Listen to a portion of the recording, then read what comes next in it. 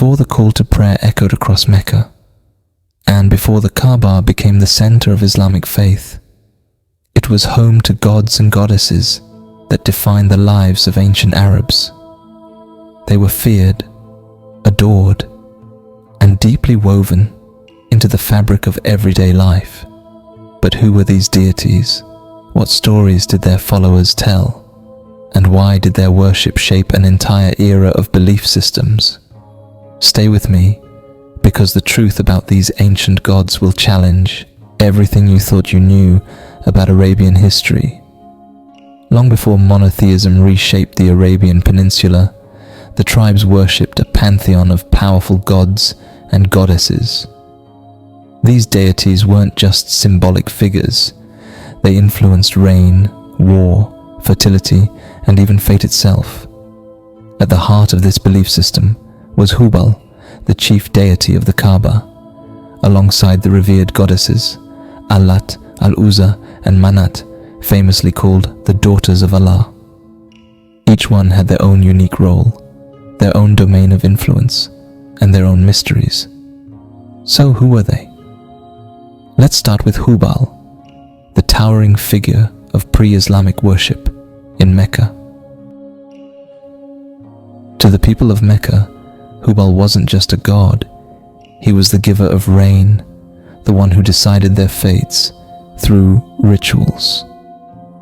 When droughts threatened their survival, Hubal was called upon. His worship wasn't just about reverence, it was about survival. But despite his prominence, Hubal wasn't alone. Alongside Hubal, three powerful goddesses held sway over the Arabian Peninsula: Al-Lat, Al-Uzza, and Manat. Known as the daughters of Allah, they represented love, war, and fate, the very forces that ruled human life. Al-Lat, often symbolized by the earth, was the goddess of agriculture and fertility. In Taif, farmers prayed to her for abundant harvests, believing she held the key to the soil's bounty. Then came Al-Uzza, a deity linked with power, strength, and war.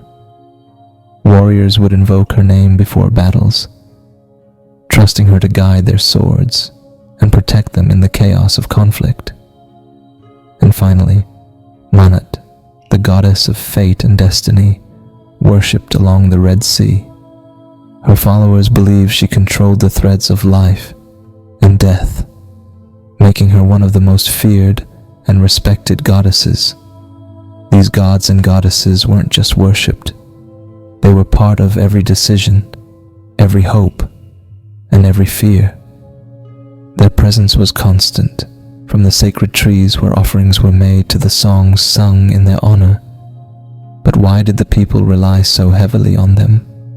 To the tribes, these deities were intermediaries, bridges to Allah, the creator of all things.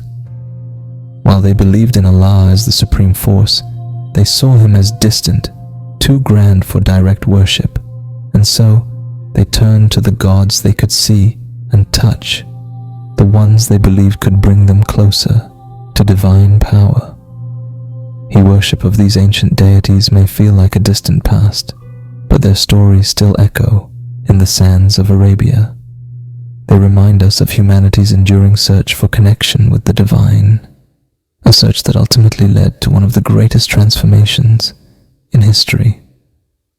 So, what do these gods tell us about the people who worship them, and how do their stories reshape what we think about ancient Arabia? Comment below with your thoughts on how faith and culture shaped one another in the ancient world. And if you want to uncover more tales of forgotten gods and untold histories, hit the bell. Who knows what we'll uncover next time? Unlock more legendary tales of the past, subscribe, and stay curious.